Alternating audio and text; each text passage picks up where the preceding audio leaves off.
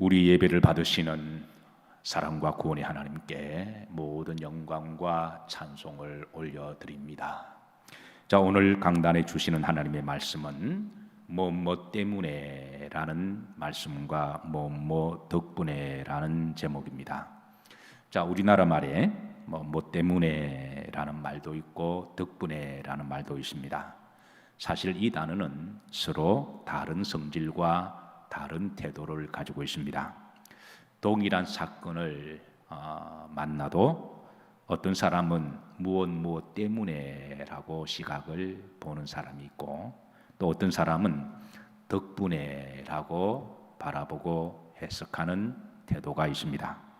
일본의 위대한 기업가 중에 미쓰시다 고노스케라고 하는 회장이 있는데, 그는 특별히 흙수저로부터 태어나서 바닥부터 숱한 고난과 역경을 극복하고 일본 기업의 신화와 같은 일을 이루었던 사람입니다. 그래서 주변의 기자들이나 주변 사람들이 그에게 자주 성공의 비결을, 노하우를 묻는데, 그럴 때마다 항상 대답하는 말이 오카케시 사마테라고 대답을 한다고 그래요. 혹시 무슨 말인지 아시나요? 이 말은 덕분에 라고 하는 말이라고 그럽니다. 그는 자신이 이렇게 성공한 기업가가 된 덕분은 어릴 때부터 흙수저로 태어난 덕분에, 그리고 숱한 고난과 어려움 덕분에, 위기 덕분에 그렇게 대답을 한다고 그러죠. 사랑하는 성도 여러분, 우리는 지금 코빅19를 직면하고 있습니다.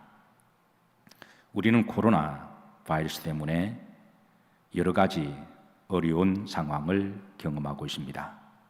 이것 때문에 어려운 일을 열거하라 그러면 아마 수십 가지, 수백 가지를 우리는 충분히 나열할 수가 있습니다.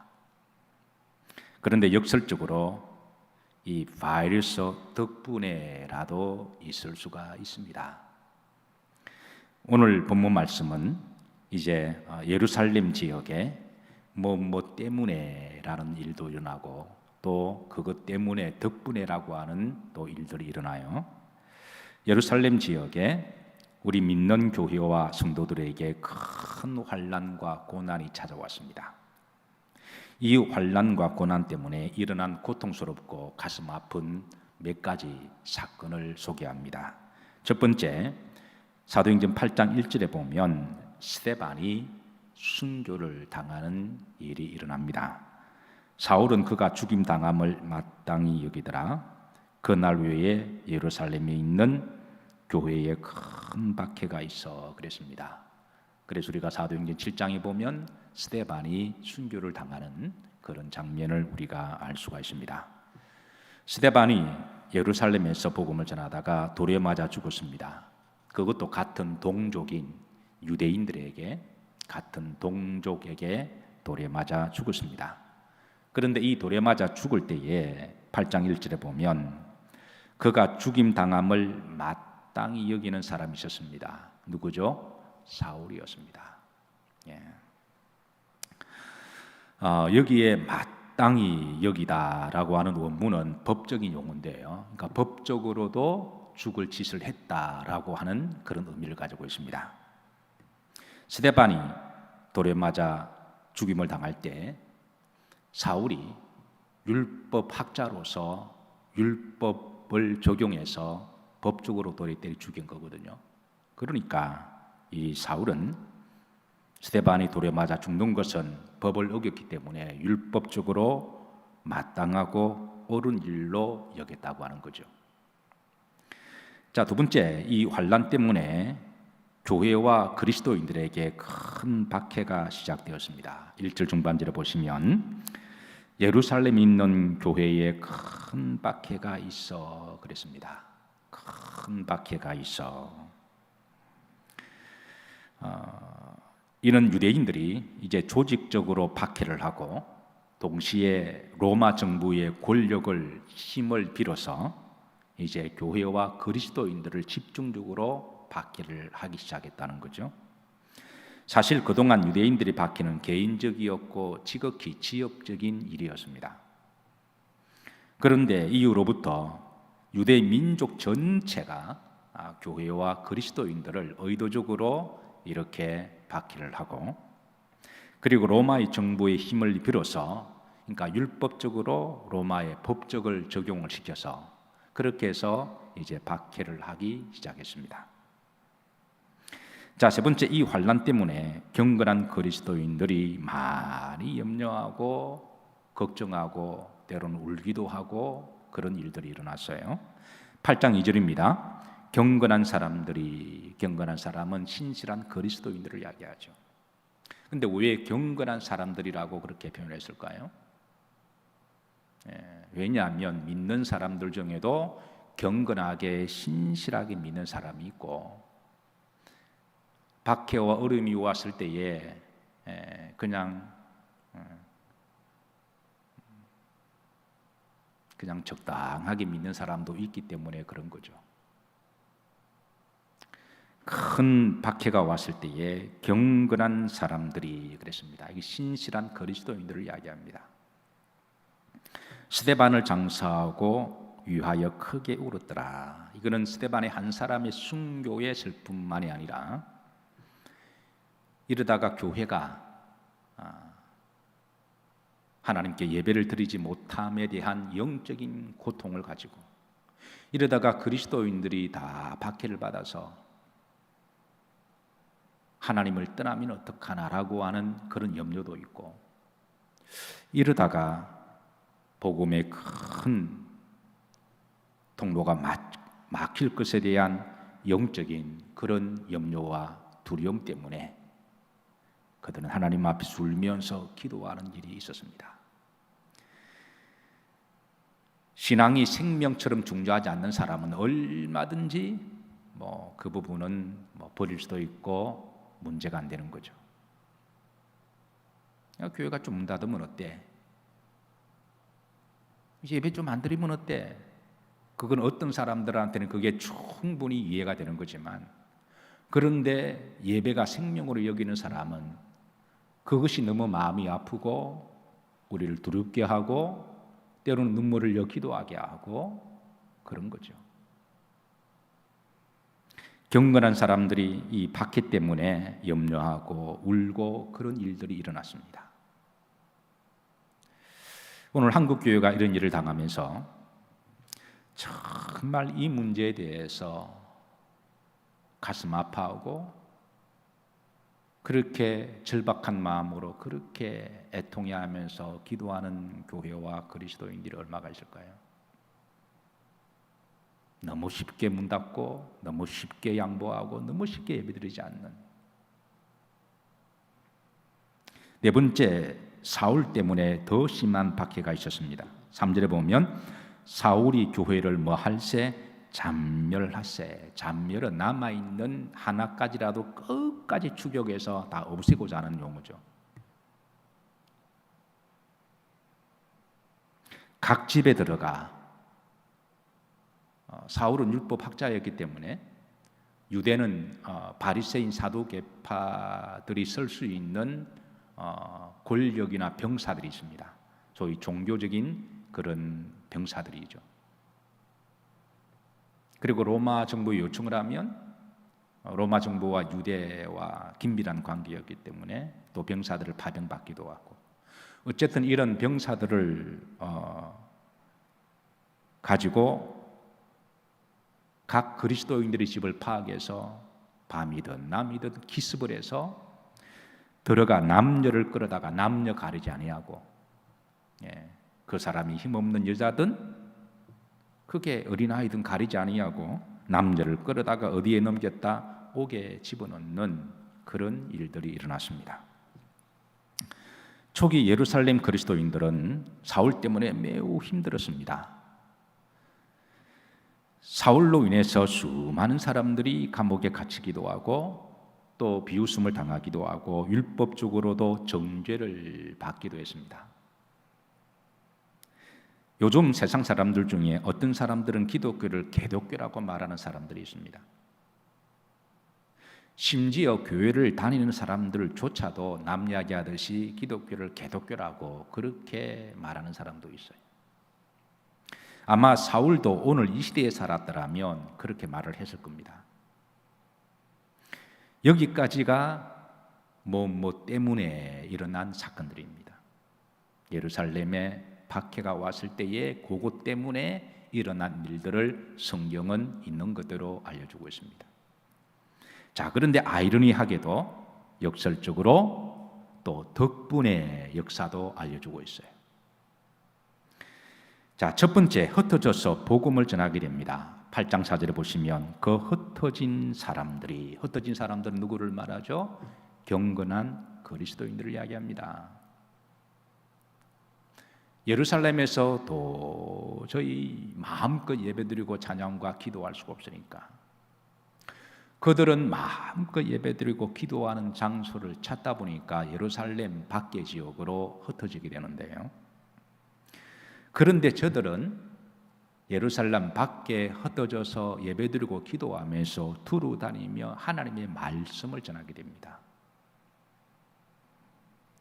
사실 예루살렘 교회는 그동안 평안해서 크게 부흥을 했습니다. 그래서 사도 베드로가 어느 날 가서 설교를 했더니 3,000명도 주님을 영접하게 되고 5,000명도 교회에 들어와서 급속도로 부흥을 하면서 교회가 정말 축제와 잔치 분위기였고 그리고 평안하고 행복하고 즐거웠던 시절이 있었습니다. 그런데 이제 예루살렘 교회와 성도들에게 박해가 오기 시작하자 그들 중에 경건하고 신실한 이들은 어쩔 수 없이 예루살렘 밖으로 지역으로 흩어지게 되는데요. 이들은 그 지역에서 하나님께 예배드리고 전도함을 통해서 그 지역이 또 복음화되는 놀라운 역사가 일어나게 된 거죠. 역설적이지만 박해가 복음의 또 다른 통로가 되었습니다. 당시 예루살렘 성도들은 예루살렘 안에서만 우리끼리 예수님 믿고 행복하게 잘 살자 그런 중심의 분위기였습니다. 우리 교회만 부흥하고 우리 교회만 행복하고 우리 교회만 크고 우리 교회만 성장하면 그게 마치 신앙생활에 축복받은 것처럼 그렇게 생각했던 거죠. 하나님은 한때 우리 한국교회를 사랑하셔서 정말 놀랍도록 은혜와 부흥을 주셨고 행복과 축제의 기쁨의 잔치 자리가 되게 하셨습니다. 그건 참으로 좋은 일이고 축복입니다. 그러다 보니까 우리는 자칫 잘못하면 우리 교회만 우리나라만 이렇게 우리가 제한적일 수가 있다고 하는 것이죠. 이 일로 말미암아 경건한 그리스도인들이 이제 예루살렘 안에만 머물러 있지 않고 어쩔 수 없이 밖으로 나가다 보니까 이제 또 복음이 전파되는 수많은 영혼들이 구원받는 역사가 일어나게 되었는데 아이러니하게 환난 덕분에 이런 역사가 일어났습니다. 만약에 예루살렘에 기독교의 핍박과 박해가 없었다면 기독교는 단순하게 예루살렘 안에만 머물러 있었을 겁니다. 오늘 한국교회가 위기를 당하면서 저는 전도의 패러다임과 발상의 전환을 가져와야 할 때라고 생각합니다. 그동안 하나님 은혜로 한동안 한국교회가 넘치는 은혜와 부흥의 시기를 맞이했으니까 이제는 다소 어려움이 오더라도 우리가 그것을 믿음으로 감수하면서 이제는 저는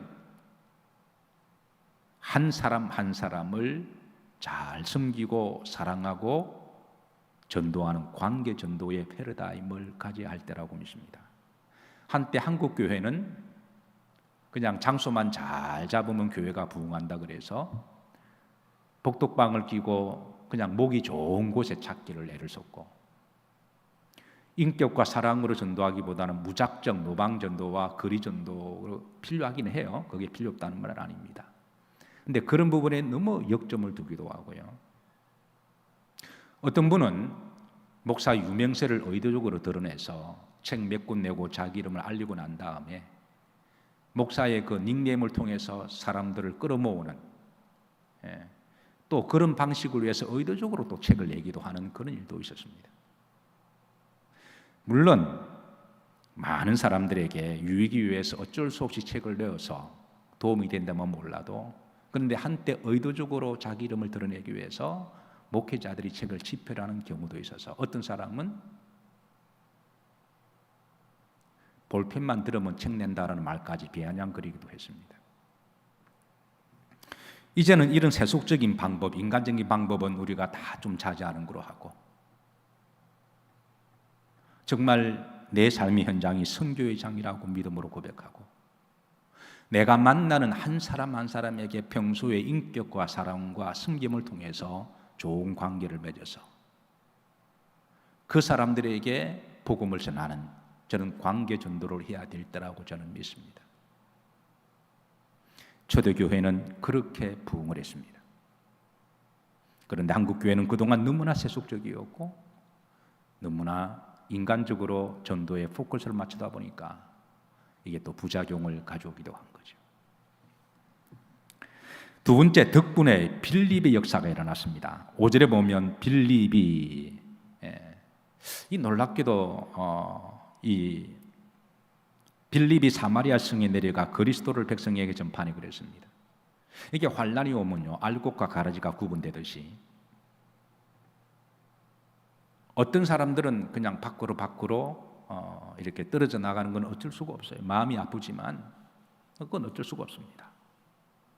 또 그런가 하면 또 전혀 예상치 못한 사람이 오히려 더 하나님께 돌아와서 평상시에는 저렇게 믿음이 좋았나라고 할 정도인데 환난으로 말미암아 더 믿음이 단단해지고 정말 주님께 가까이 나오는 사람들이 탁탁 드러난다는 거예요. 그 대표적으로 빌립이 그렇습니다. 스데반도 그러하죠. 그래서 빌립이 사마리아 성에 내려가서 그리스도를 전파하니, 6절에 보시면 무리가 빌립의 말도 듣고 행하는 표적도 보고 한 마음으로 그 하는 말을 따르더라. 그래서 사마리아가 복음화되는 이 놀라운 역사가 일어난 거예요. 환난과 핍박이 만들어낸 사람이 빌립이라면 오늘 이 시대에 환난을 통해서 빌립과 같은 많은 신실한 그리스도인들이 일어날 줄로 저는 믿습니다. 세 번째, 덕분에 큰 기쁨이 있었습니다. 8장 8절에 보면 그 성에 큰 무엇이 있더라? 기쁨이 있더라. 핍박과 환난 때문에 신실한 그리스도인들의 마음속에 마치 돌에 얹힌 것처럼 염려가 되고 걱정이 되고, 그래서 마음이 불편한 사람들도 적지 않아 있죠. 제가 아는 신실한 목사님이 계십니다. 참 양반이고 젠틀하고 착한 목사지만 볼 때 참 착한 분입니다. 그런데 이분이 이번 일로 인해서 본인도 모르게 입에서 좀 욕 비슷한 것들을 하세요. 그러니까 너무 안타깝고 너무 억울하고, 교회가 이렇게 망가지고 모이지 못하고 예배드리지 못하고 의도적으로 막 이런 모습을 보면서 그렇게 착한 목사님이 말을 할 때 얼굴이 벌게가지고 분노가 일어나고 욕 비슷한 걸 해서 제가 옆에 지켜보다가 민 목사님 그러지 마.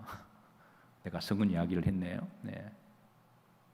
그럴 뿐이 전혀 아닌데, 그래 너무 화가 난다는 거예요. 그래서 그러지 마. 제 동기이기 때문에 제가 이제 말을 놓고 그렇게 하는데요. 이 환난 때문에 염려하고 불안과 걱정도 있고, 저도 목사로서 마음이 참 불편합니다. 하나님 앞에 예배를 드리지 못하고,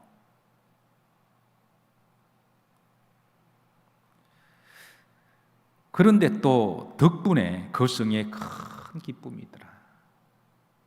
그런 가운데 하나님은 또 다른 기쁨과 은혜를 주신다고 하는 거예요.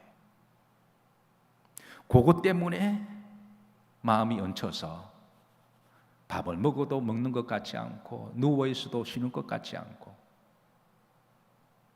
사실 지난 한 달 동안에 비대면 예배로 말미암아 2부 예배 한 번을 통합적으로 우리가 드렸습니다. 사실 주일날 새벽 예배 1, 2, 3부 저녁 예배를 드리면, 어떤 날은 주일날은 하나님께 새벽 예배 드릴 때 하나님 오늘은 특별히 주의 날이지만 목사로서는 영적 전쟁을 치르는 날입니다. 나에게 영성을 성령 충만하게 해주시고 또 5번을 힘있게 설교할 수 있도록 힘도 주시고 그리고 영적으로 이 날은 싸우는 날이니까 육은 힘들지만 주일 정예 예배를 마치고 집에 들어가면 하나님께서 수고하고 또 애쓴 자에게 평안과 쉼을 주시는 그 기쁨으로 주일 밤은 제가 푹 자고 마음이 편했습니다. 그런데 5번 예배 드리다가 3번 예배 드리니까 10시 반 1번 예배 드리니까 예배 드리고 나서 마치 그냥 시간이 너무 많이 남으니까 이게 마치 제가 노는 목사처럼 느껴지더라고요. 근데 몸은 편한데 마음은 너무 불편한 거예요. 그래서 초대교회에 사도들이 하는 말이 몸이 편하면 영이 불편하고 영이 편하면 몸이 불편하다. 차라리 우리 믿는 사람들이 내가 육체적으로 좀 불편한 게 낫지 영이 편한 게 나은 거잖아요. 어쨌든 지금 이 두 가지가 같이 공존했습니다. 환난 때문에 걱정과 두려움이 되기도 하지만 또 그 덕분에 또 하나님이 기쁨과 은혜를 주시는 것. 마지막 4번째 덕분입니다. 마지막 4번째 덕분은 사울이 변화가 됩니다. 이거는 놀라운 환난이 낳은 덕분인데요. 사실 사울이라고 하는 사람은 기독교를 공격하고 핍박하다가 예수님을 역설적으로 믿게 돼요. 스데반을 법적으로 돌에 던져 사형을 언도한 사람이 율법학자 사울이었거든요. 그래서 사울이 심판을 받아 돌에 맞아 죽어나갈 때 스데반을 가만히 지켜보니까 아니 그렇게 억울하게 죽임을 당하는데도 얼굴이 천사와 같이 하늘을 보면서 기도하기를 하나님 저들이 모르고 하는 짓이니 저들에게 죄를 돌리지 마시고 용서해달라고 하는 그 모습을 보고 사울이 엄청나게 충격을 받습니다. 도대체 저 사람들은 어떤 사람들인가? 사실 교회와 성도들이 굉장한 억울함을 당합니다. 그런데도 탓하지 아니하고 억울한 부분이 있지요. 마음 같아서는 그냥 어느 목사님 좀 욕도 하고 싶지만 근데 그럴 수는 없잖아요. 같이 싸우고 싶지만 그건 또 아니잖아요. 그래서 사울이 그 스데반의 모습을 보고 엄청 충격을 받아요. 사울이 기독교를 잔멸하기 위해서 다메섹으로 가는 도상에서 주님을 만납니다. 주님이 음성을 들어요. 자, 그때 주님이 이런 말씀을 해요. 히브리 사도행 26장 14절에 보면 우리가 다 땅에 엎드리지매 내가 소리를 들으니 히브리 말로 이르되 사울아 사울아 내가 어찌하여 누구를 박해하느냐? 나를 박해하느냐? 사실 사울은 예수님을 본 적이 한 번도 없습니다. 사울은 예수님을 개인적으로 만난 적이 없어요. 그런데 예수님이 사울에게 너가 왜 나를 박해하느냐 이렇게 질문하시는 거죠. 사실 사울은 예수님을 본 적도 없고 예수님을 개인적으로 박해한 적은 없어요. 그런데 예수님이 이렇게 말하는 것은 너가 박해하는 교회가 예수님이라는 거예요. 너가 박해하는 그리스도인들이 나라는 거예요. 그래서 너가 지금은 모르고 지금 교회를 박해하고 그리스도인들을 박해하지만 그거는 교회와 그리스도인들을 박해하는 게 아니라 나를 박해하는 거다. 사랑하는 성도 여러분, 세상 사람들이 몰라서 교회와 그리스도인들에 대해서 별소리도 다 하고 때로는 이상한 짓들을 하지만 몰라서 그렇습니다. 몰라서 그러니까 좀 억울하고 분하더라도 여러분 잘 믿음으로 이겨나가시기를 주의 이름으로 축복합니다. 저도 목사로서 어떤 때는 이렇게 왜 마음을 불편하게 만들까 이 사람들이. 왜 이렇게 왜곡된 그런 사상을 가지고 교회를 그렇게 바라볼까? 그게 영적인 부분도 있지만 또 모든 것을 다 또 마귀의 역사라고는 볼 수는 없는 거죠. 어쨌든 우리가 몰라서 그렇다. 스데반이 기도하고 예수님도 십자가에서 그렇게 기도하시잖아요.